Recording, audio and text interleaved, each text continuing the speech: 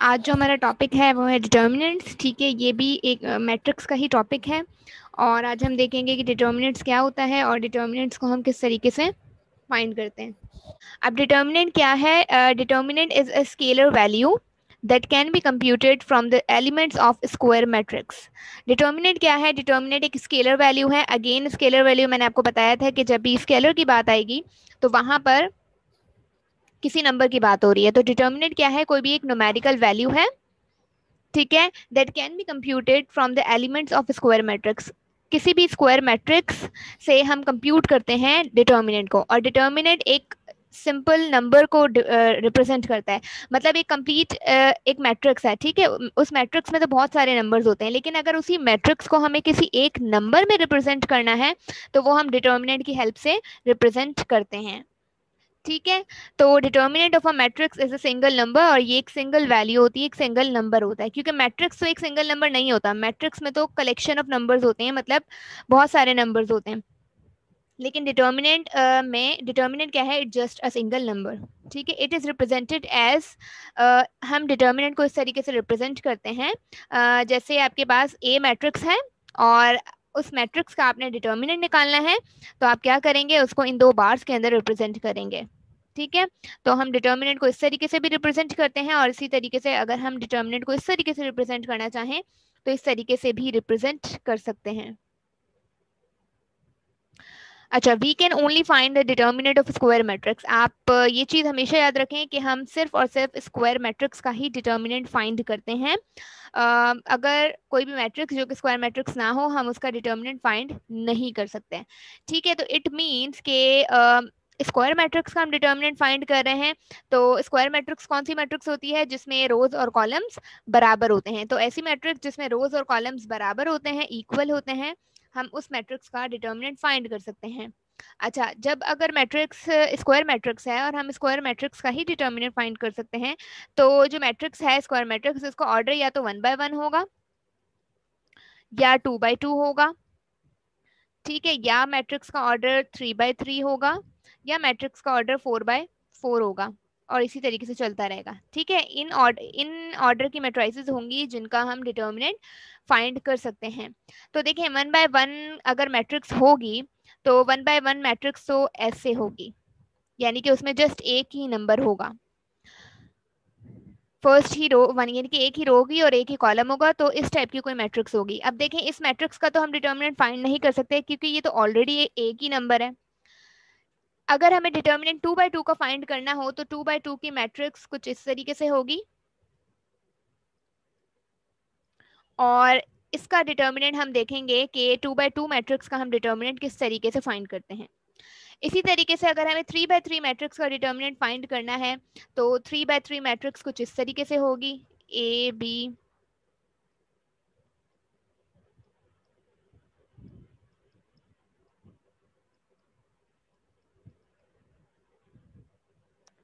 ठीक है, 3 by 3 matrix है वो इस तरीके से होगी, मतलब उसमें 3 रोज होंगी और 3 कॉलम्स होंगे।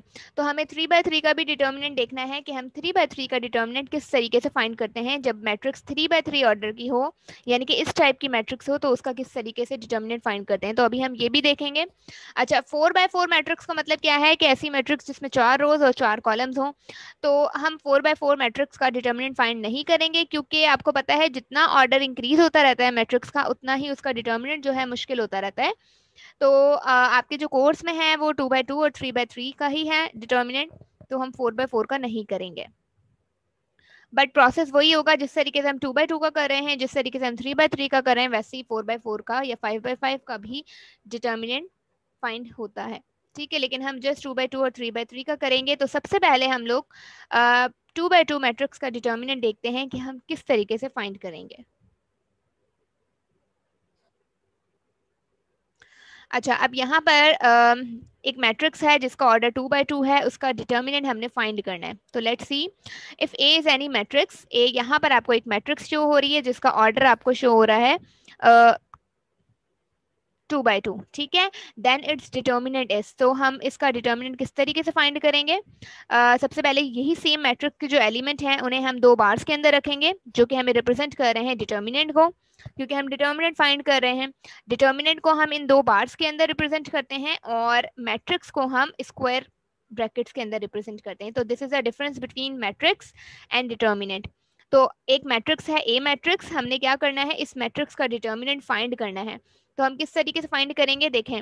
हम क्या करेंगे, इस एलिमेंट को इस एलिमेंट से मल्टीप्लाई करेंगे, ठीक है। यानी कि ए डी के साथ मल्टीप्लाई होगा। अच्छा ये रॉन्ग है, ठीक है, इसको इग्नोर करें। ये वाला एलिमेंट इस एलिमेंट के साथ मल्टीप्लाई होता है, तो ए डी के साथ मल्टीप्लाई होगा तो ए डी हो जाएगा, ठीक है। फिर उसके बाद हम माइनस की साइन लगाते हैं और उसके बाद हम क्या करते हैं, सी को बी से मल्टीप्लाई करते हैं तो बन जाएगा बी सी। तो ये है 2/2 का डिटर्मिनेंट, कि अगर 2/2 मैट्रिक्स हो तो उसका डिटर्मिनेंट हम इस तरीके से फाइंड करते हैं। इसको हम फॉर्मूला भी कह सकते हैं और पैटर्न भी कह सकते हैं कि 2/2 का हम इस तरीके से फाइंड करते हैं, ठीक है। यानी कि ए को डी के साथ मल्टीप्लाई करेंगे, माइनस की साइन लगाएंगे, सी को बी के साथ मल्टीप्लाई करेंगे और इसको सॉल्व कर लेंगे तो आपके पास 2/2 मैट्रिक्स का डिटर्मिनेंट आ जाएगा।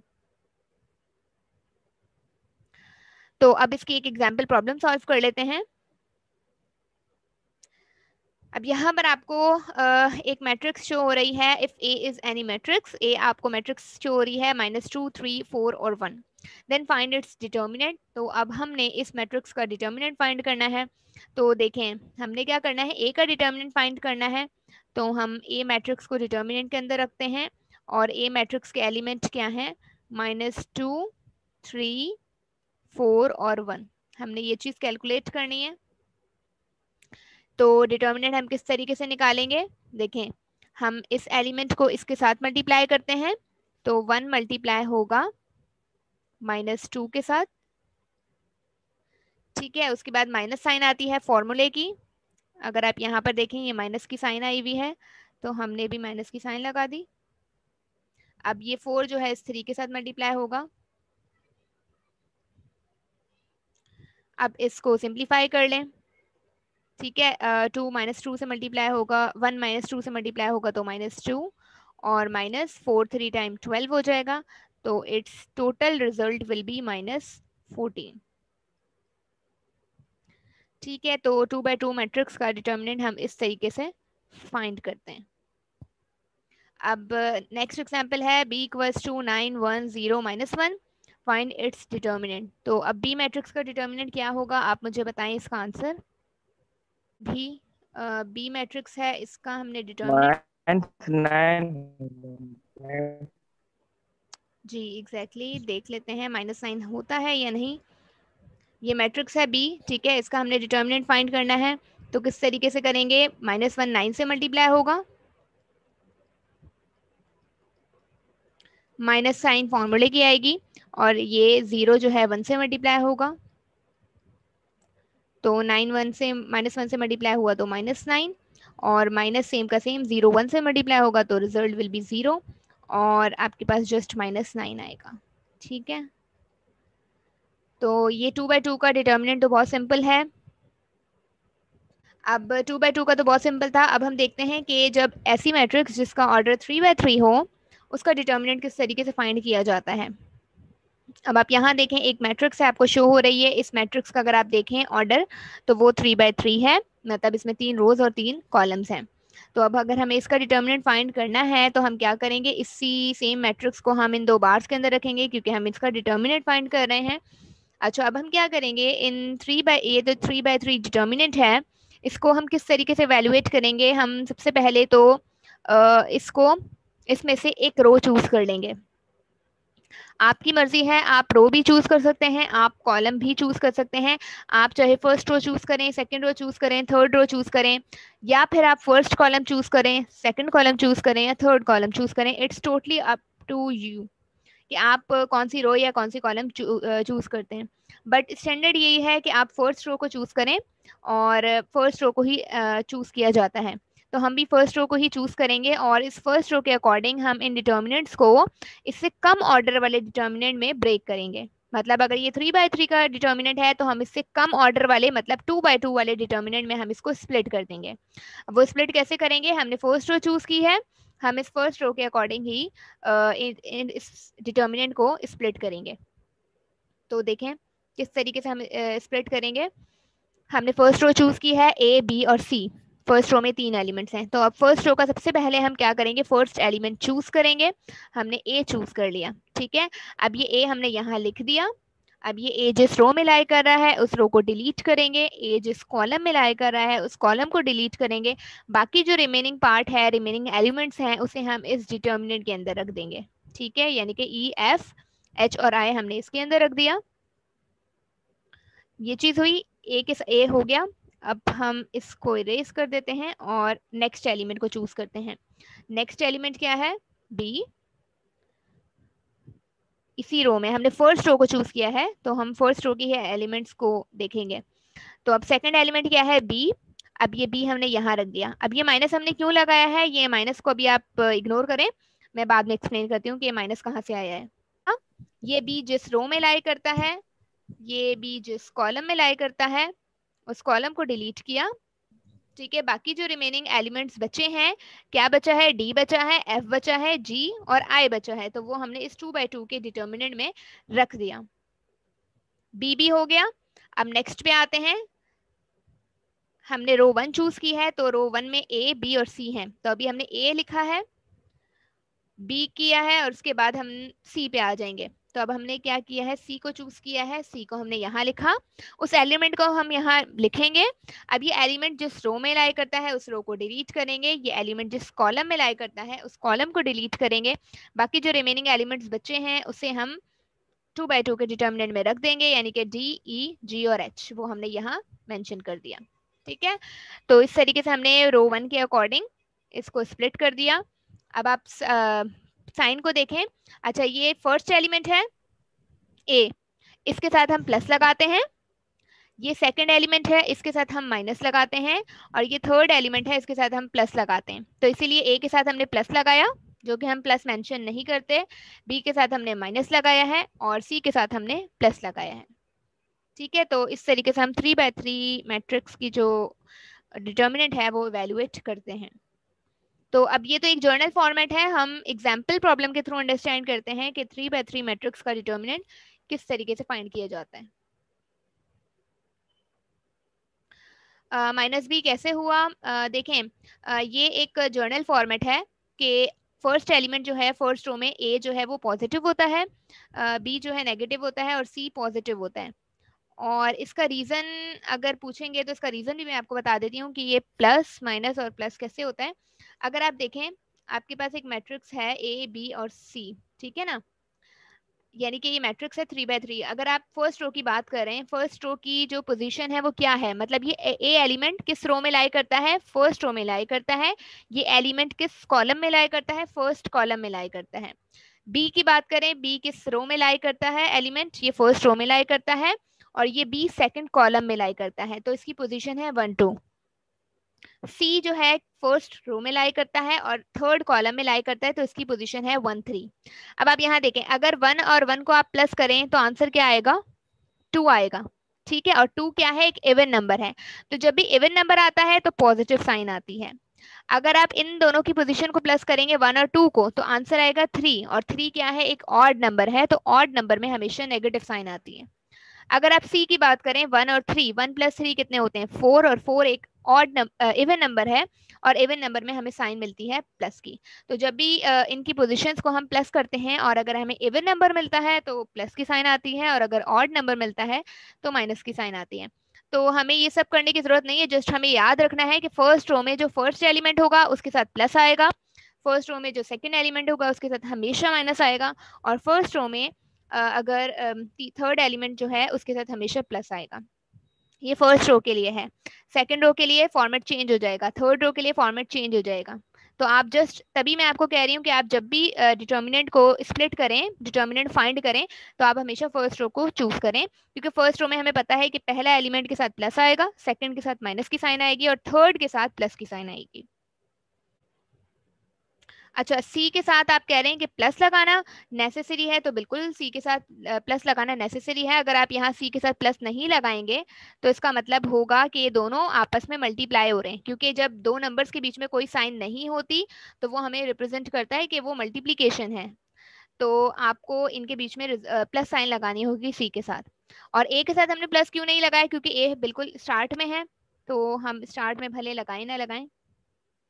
अब हमें 3 by 3 मैट्रिक्स का डिटर्मिनेंट फाइंड करना है, तो हमने क्या किया है, इस मैट्रिक्स को डिटर्मिनेंट के साइन के अंदर रख दिया। अब हम क्या करेंगे, इसका डिटर्मिनेंट फाइंड करेंगे। कैसे फाइंड करेंगे, अगेन मैंने आपको बताया कि आप रो 1 को चूज करें। तो हमने रो 1 को चूज कर लिया। रो 1 हमारे पास क्या है, 3 -4 और 5।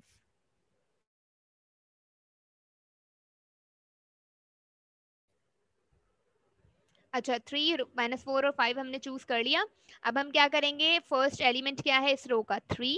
तो हमने यहाँ पर 3 लिखा, और 3 प्लस का ही है।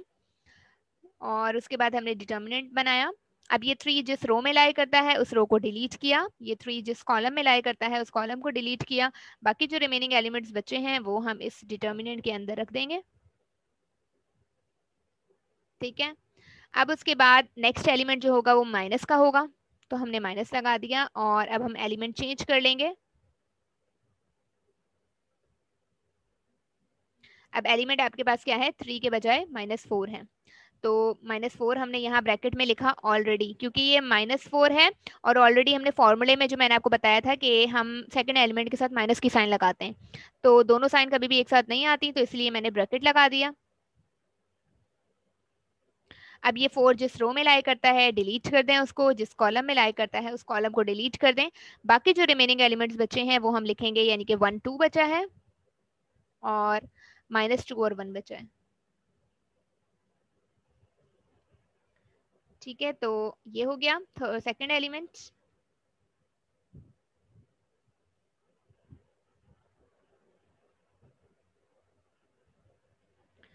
अब उसके बाद हम क्या करेंगे, थर्ड एलिमेंट पे आएंगे।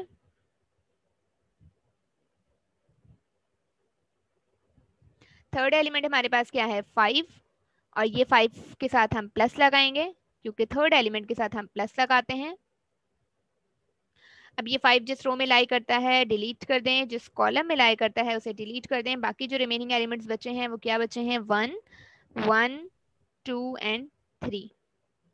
ठीक है, ये कर दिया, हो गया। फर्स्ट रो के अकॉर्डिंग हमने इसको स्प्रेड कर दिया। अब हमने क्या करना है, जस्ट सिंपली इवेलुएट करना है, सिंपली इसको सिंप्लीफाई करना है। 3 सेम का सेम। अब ये 2 by 2 का डिटर्मिनेंट है, और 2 by 2 का डिटर्मिनेंट मैं आपको समझा चुकी हूँ, मैं आपको बता चुकी हूँ कि किस तरीके से फाइंड करते हैं। तो बस फाइंड कर लेते हैं। इस 1 को इस 1 से मल्टीप्लाई करेंगे तो 1 1 टाइम 1, माइनस साइन फॉर्मूले की, जो माइनस की साइन आती है। उसके बाद 3 को -2 के साथ मल्टीप्लाई करेंगे तो -6 आएगा, क्लोज ब्रैकेट। ये माइनस प्लस हो जाएगा, तो प्लस का 4।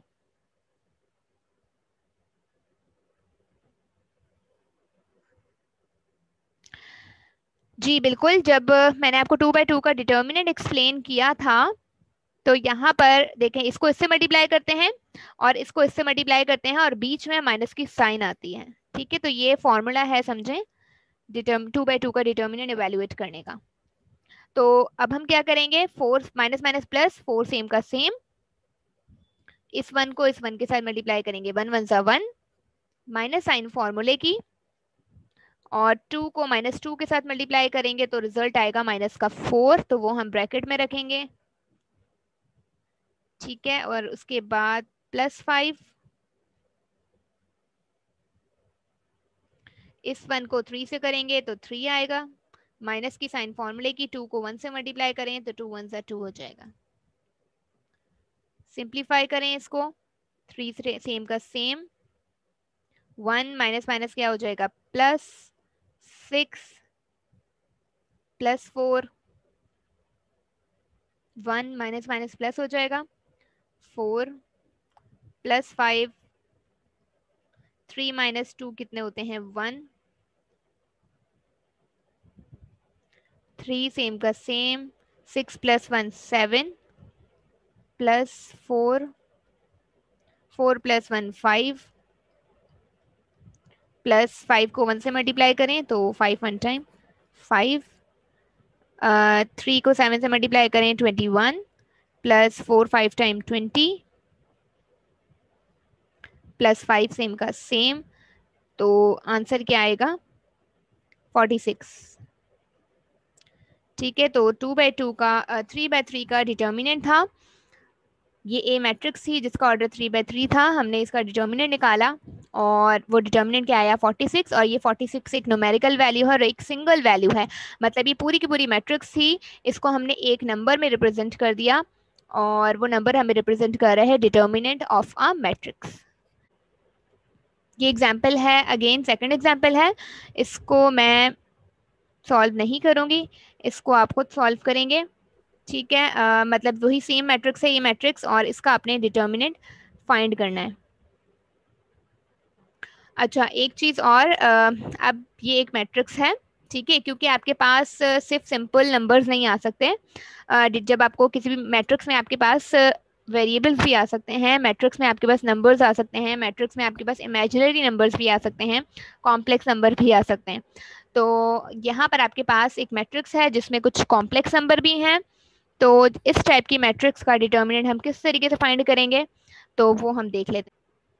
तो अच्छा, अब इस एग्जाम्पल को मैं सॉल्व करवाने से पहले मैं आपको एक चीज़ क्लियर कर दूं, आयोटा स्क्वायर की वैल्यू, क्योंकि वो इस मैट्रिक्स में यूज होगी, आयोटा स्क्वायर बराबर होता है -1 के, आप सब लोगों को पता है, कॉम्प्लेक्स नंबर के चैप्टर में हम पढ़ चुके हैं।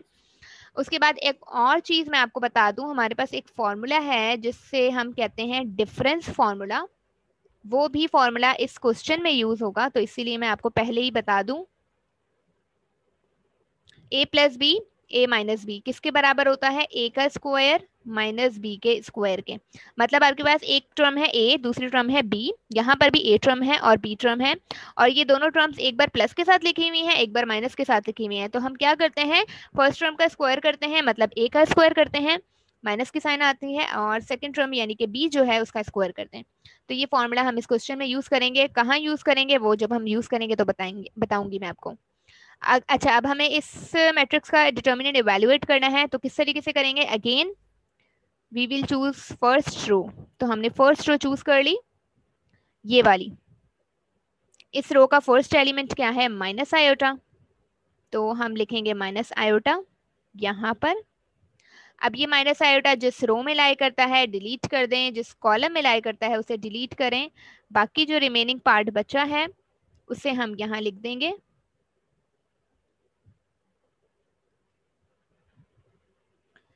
हो गया। अब सेकंड एलिमेंट नेगेटिव होता है तो हमने साइन नेगेटिव लगाई है, माइनस लगाई है। अब एलिमेंट हम चेंज कर देंगे,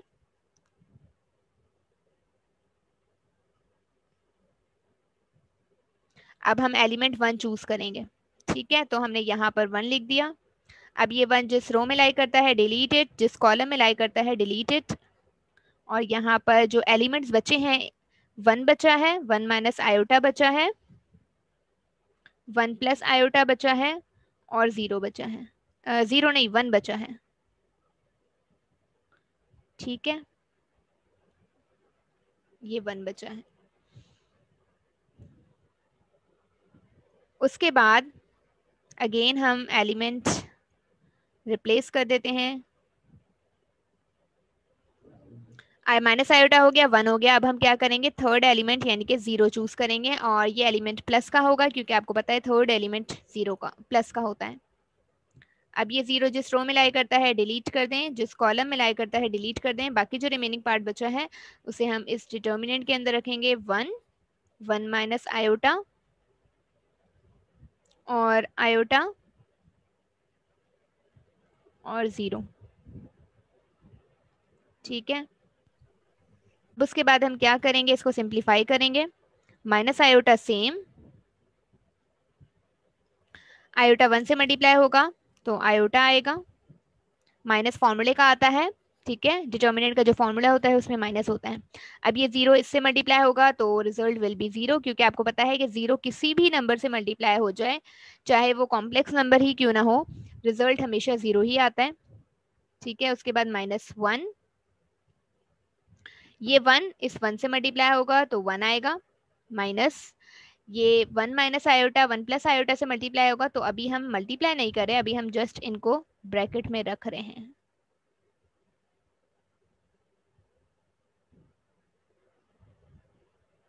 ठीक है, ये हमने दोनों को ब्रैकेट्स में रख दिया और उसके बाद प्लस 0, ये 1 0 से मल्टीप्लाई होगा तो 0 आएगा, माइनस की साइन फॉर्मूले की आती है। ये आयोटा 1 माइनस आयोटा से मल्टीप्लाई होगा, तो हम जस्ट अभी मल्टीप्लाई नहीं कर रहे, अभी हम जस्ट लिख रहे हैं। ठीक है, अब हम क्या करेंगे, इसको और सिंप्लीफाई करेंगे, माइनस आयोटा, आयोटा माइनस 0 क्या होता है, आयोटा ही होता है, माइनस 1 1 सेम का सेम, माइनस सेम का सेम। अच्छा, 1 माइनस आयोटा और 1 प्लस आयोटा बराबर होता है 2 के, इसको हमने 2 से रिप्लेस कर दिया। ठीक है, 1 माइनस आयोटा 1 प्लस आयोटा, अगर हम इन दोनों को मल्टीप्लाई करते हैं तो ये 2 के बराबर होता है। अच्छा, ये किस तरीके से 2 के बराबर होता है ये मैं आपको बता देती हूँ, लेकिन सबसे पहले हम इस क्वेश्चन को सॉल्व कर लें, फिर मैं बताती हूँ कि 1 माइनस आयोटा और 1 प्लस आयोटा कैसे 2 के बराबर है। ठीक है, अच्छा अब आप यहाँ देखें, ये 0 सेम का सेम। अब आप यहाँ देखें, हम इस पूरी चीज को सिंप्लीफाई करें, ठीक है, अंदर कुछ भी हम सिंप्लीफाई कर लें, कोई भी रिजल्ट आए, अगर वो बाहर वाले 0 से मल्टीप्लाई होगा तो रिजल्ट क्या आएगा, 0 आएगा। तो हम क्या करते हैं, हमें अंदर वाली टर्म को सिंप्लीफाई करने की जरूरत ही नहीं है, मतलब हमें इस ब्रैकेट को सिंप्लीफाई करने की जरूरत नहीं है, क्योंकि हमें पता है कि जो भी रिजल्ट आएगा, जो भी आंसर आएगा, वो इस 0 से मल्टीप्लाई होगा, तो रिजल्ट क्या हो जाएगा, 0। तो हमने क्या कर दिया, हमने डायरेक्ट 0 लिख दिया। अब मैम अगर 0 की जगह 1 होता तो फिर हम इसको सिंप्लीफाई करते हैं। फिर आयोटा स्क्वायर हो जाता और फिर -1 के इक्वल होता। जी बिल्कुल, मतलब हाँ, आयोटा स्क्वायर -1 की इक्वल होता। जैसे अब यहाँ पर सेकंड वाले में देखें, अब यहाँ पर 1 है तो हम इसको सिंप्लीफाई कर रहे हैं, बट यहाँ पर 0 है तो हम सिंप्लीफाई नहीं कर रहे, ताकि हम अपना टाइम सेव कर सकें। अब माइनस सेम का सेम, आयोटा आयोटा से मल्टीप्लाई होगा तो आयोटा स्क्वायर हो जाएगा, माइनस का 1 सेम का सेम, 1 माइनस 2 रिजल्ट क्या आता है, माइनस का 1, और प्लस 0 हम नहीं लगाएंगे, माइनस सेम का सेम, आयोटा स्क्वायर किसके बराबर होता है, -1 के, जो कि ऊपर मैंने आपको बताया था। ये -1 इस -1 से मल्टीप्लाई होगा तो माइनस माइनस प्लस, और 1 1 जा 1। ठीक है, अब यहाँ पर ये -1 से मल्टीप्लाई होगा तो माइनस माइनस प्लस, तो प्लस का 1 बनेगा, और ये प्लस का 1 सेम का सेम, तो 1 + 1 रिजल्ट क्या आएगा, 2। ठीक है, तो आपके पास इस मैट्रिक्स का आपने डिटर्मिनेंट फाइंड किया, मतलब ये इवेलुएट किया, और उसका रिजल्ट क्या आया है, 2 आया है। अब मैं आपको बताती हूँ कि ये वाला जो था 1 माइनस आयोटा और 1 प्लस आयोटा, जब हमने इन दोनों को मल्टीप्लाई किया तो ये 2 के बराबर कैसे आया, और दूसरा ब्रैकेट क्या है, 1 माइनस आयोटा। अब आप यहाँ देखें, यहाँ पर आपके पास एक बार a प्लस बी और बाद में a माइनस बी है, तो हमने क्या कर दिया था, a का स्क्वायर माइनस b का स्क्वायर कर दिया था। तो यहाँ पर भी देखें 1 और आयोटा है, यहाँ पर भी 1 और आयोटा है, और बीच में एक बार प्लस है और एक बार माइनस है। तो हम इसको ऐसे लिख सकते हैं, a का स्क्वायर मीन्स 1 का स्क्वायर, जैसे यहाँ पर a का स्क्वायर था, माइनस की साइन बीच में, जैसे यहाँ पर माइनस की साइन है, फिर b का स्क्वायर है यहाँ पर, तो हम क्या करेंगे, आयोटा का स्क्वायर कर देंगे, क्योंकि b के टर्म में क्या लिखा हुआ है, आयोटा लिखा हुआ है, तो आयोटा का स्क्वायर कर दिया। ठीक है, 1 का स्क्वायर 1 ही हुआ, माइनस सेम का सेम, आयोटा स्क्वायर की वैल्यू क्या होती है, -1, तो हमने -1 लिख दिया, और 1 सेम का same, minus minus plus, 1 same का सेम, और 1 + 1 कितने हो गए, 2। तो इसीलिए 1 प्लस आयोटा और 1 माइनस आयोटा को हमने 2 से रिप्लेस कर दिया था इस स्टेप में। जी, तो अब हम लोग डिस्कस कर लेते हैं सिंगुलर मैट्रिक्स और non singular matrix. Singular matrix और नॉन सिंगुलर मैट्रिक्स भी क्या है, टाइप ऑफ मैट्रिक्स हैं, मतलब मैट्रिसेस की ये टाइप्स हैं, लेकिन उस वक्त जब टाइप्स ऑफ मैट्रिक्स हमने डिस्कस किया था तो उस वक्त हम लोगों ने ये डिस्कस नहीं की थी। हम लोगों ने डिस्कस क्यों नहीं की थी, क्योंकि उस वक्त हमें डिटर्मिनेंट का कॉन्सेप्ट नहीं था, तो इन डेफिनेशंस में डिटर्मिनेंट वर्ड यूज हो रहा है, तो इसीलिए फिर आज हम इन दोनों डेफिनेशंस को डिस्कस कर लेते हैं।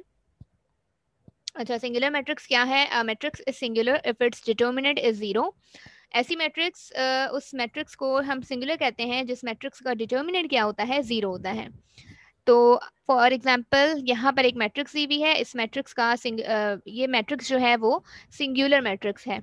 अब ये मैट्रिक्स सिंगुलर मैट्रिक्स क्यों है? क्योंकि अगर इस मैट्रिक्स का हम लोग डिटर्मिनेंट फाइंड करते हैं तो वो डिटर्मिनेंट जो है वो जीरो आएगा। चेक कर लेते हैं। इस मैट्रिक्स को हम डिटर्मिनेंट की साइन के अंदर रखते हैं और डिटर्मिनेंट फाइंड कर लेते हैं। 6 को 4 से मल्टीप्लाई करें 24 आएगा, माइनस साइन सेम की सेम, 3 को 8 से मल्टीप्लाई करें तो 24 आएगा, और 24 माइनस 24 रिजल्ट विल बी 0। तो अब आप यहाँ देखें, ये एक मैट्रिक्स थी, इस मैट्रिक्स का आपने डिटर्मिनेंट फाइंड किया और वो डिटर्मिनेंट क्या आया है, 0 आया है। इट मीन्स कि आपके पास कौन सी मैट्रिक्स है, सिंगुलर मैट्रिक्स है। तो ऐसी मैट्रिक्स जिसका डिटर्मिनेंट 0 आ जाए उस मैट्रिक्स को सिंगुलर मैट्रिक्स कहते हैं। अच्छा, अब नॉन सिंगुलर मैट्रिक्स क्या होती है? नॉन सिंगुलर मैट्रिक्स ऐसी मैट्रिक्स होती है, matrix is non singular if its determinant is not equal to 0।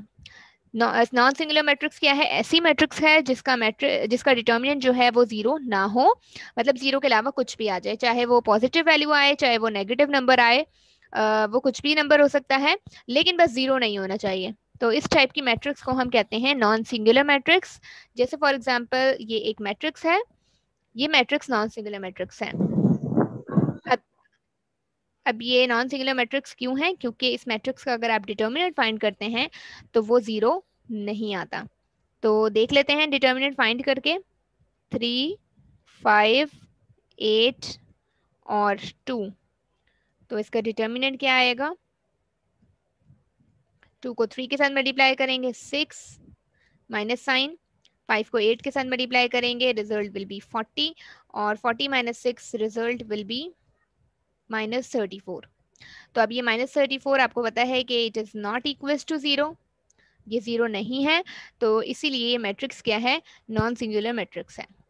Determinant का ऑर्डर 3 हो, मतलब 3/3 हो, तो तब भी हम फाइंड कर सकते हैं। डिटर्मिनेंट आपको 3/3 का भी फाइंड करना आता है, 2/2 का भी आता है। तो मैंने यहाँ पर 2/2 की एग्जांपल इसलिए दी है क्योंकि 2/2 का डिटर्मिनेंट इजीली सॉल्व हो जाता है, तो आपको क्लियर हो जाएगा इसका कॉन्सेप्ट। बाकी ये है कि 3/3 का डिटर्मिनेंट भी आ सकता है, मतलब मैट्रिक्स आ सकती है। जैसे मैं आपको जो मैंने आपको होमवर्क दिया है, 4/4 का डिटर्मिनेंट हम लोग नहीं फाइंड करेंगे, क्योंकि 4/4 का जो डिटर्मिनेंट है वो बुक में भी नहीं है। फर्स्ट ईयर मैथमेटिक्स की बुक में भी 4/4 का कोई डिटर्मिनेंट नहीं दिया हुआ, तो जस्ट 3/3 तक ही हम लोग रखेंगे।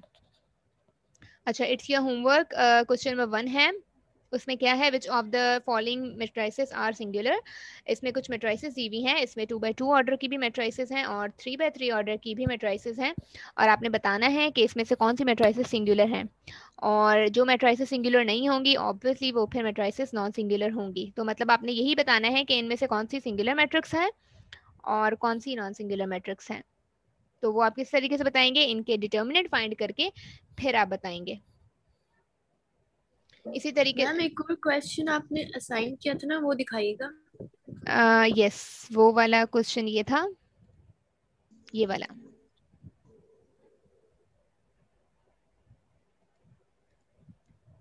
ठीक है। अच्छा, अब ये वाली सेकंड एग्जांपल है, एवेलुएट द फॉलोइंग डिटर्मिनेंट्स। आपने डिटर्मिनेंट फाइंड करना है अगेन। अच्छा, अब आपको यहाँ पर कोई एक मैट्रिक्स दी जा सकती है, ठीक है, और उस आपको कहा जा सकता है कि आप इस मैट्रिक्स का डिटर्मिनेंट फाइंड करें, या फिर आपको डायरेक्ट डिटर्मिनेंट की साइन में वैल्यूज दे दी जाएंगी और आपको कहा जाएगा कि आप एवेलुएट करें। तो बात एक ही है, मतलब अब यहाँ पर डी मैट्रिक्स है, ये मैट्रिक्स की फॉर्म में आपको क्वेश्चन दिया हुआ है, अगर आपसे पूछा जाए कि आप डी का डिटर्मिनेंट फाइंड करें तो आप डी का डिटर्मिनेंट फाइंड कर सकते हैं। ठीक है। लेकिन आपको इन बार्स में भी वैल्यूज दी जा सकती हैं, तो उसका भी सेम ही मतलब है कि आपने डिटर्मिनेंट फाइंड करना है। मैम क्वेश्चन नंबर 1 का प्रॉब्लम 3 कैसे होगा? Question number C. Yes ma'am. जैसे बाकी क्वेश्चंस होंगे, मतलब इसमें अंडर रूट की वैल्यूज हैं, तो 2 को अगर आप अंडर रूट 72 से मल्टीप्लाई करते हैं तो सबसे पहले तो आप 72 का आप रूट चेक करें, मतलब इसके कॉमन रूट्स निकाल के उसके बाद फिर आप मल्टीप्लाई करेंगे। जैसे आप ओके मैम। 72 है, फॉर एग्जांपल 72 को अगर आप सिंप्लीफाई करते हैं तो ये 36 आएगा। और यहाँ पर आएगा 18 और ये आएगा 2 9 टाइम 18, 3 3 टाइम 9 एंड 3 1 टाइम। तो आपके पास एक तो कॉमन निकलेगा 3 और एक कॉमन निकलेगा 2। तो आपके पास √72 जो है, और 2 कॉमन नहीं है तो 2 अंदर ही रहेगा। तो √72 जो है वो आपके पास इस चीज़ के बराबर है, 3 2 टाइम्स 6 √2। तो आप क्या करेंगे, जब आप 2 को मल्टीप्लाई करेंगे √72 से, तो आप अब 2 को मल्टीप्लाई √72 से मल्टीप्लाई नहीं करेंगे, 2 को मल्टीप्लाई करेंगे 6 √2 से। तो ये क्या हो जाएगा, 2 6 टाइम 12 √2 हो जाएगा इसका आंसर। या चले मैं आपको इधर सॉल्व करके बता ही देती हूँ। डिटर्मिनेंट किसका निकालना है, 2 12 √2 और √72 का आपने डिटर्मिनेंट निकालना है। तो वो आप किस तरीके से निकालेंगे, 2 को इससे मल्टीप्लाई करेंगे तो आपको पता है कि ये किसके बराबर है, √72 6 √2 के बराबर है। ठीक है, माइनस की साइन सेम की सेम रहेगी, 12 इसके साथ मल्टीप्लाई होगा तो ये हो जाएगा 12 √2। तो यहाँ पर 2 6 टाइम 12 √2 माइनस 12 √2 सेम का सेम। तो आपके पास ये 0 ये कैंसिल, तो आंसर क्या आया, 0। अब आपके पास देखें, आपने इस मैट्रिक्स का, सी मैट्रिक्स का डिटर्मिनेंट निकाला और आपके पास रिजल्ट क्या आया, 0। इट मीन्स कि सी मैट्रिक्स क्या है, इट इज सिंगुलर मैट्रिक्स। तो ऐसी मैट्रिक्स जिसका डिटर्मिनेंट 0 आ जाए तो वो मैट्रिक्स सिंगुलर मैट्रिक्स होगी। तो सी मैट्रिक्स सिंगुलर मैट्रिक्स है, ये मैंने बता दी, बाकी की आप खुद चेक कीजिएगा।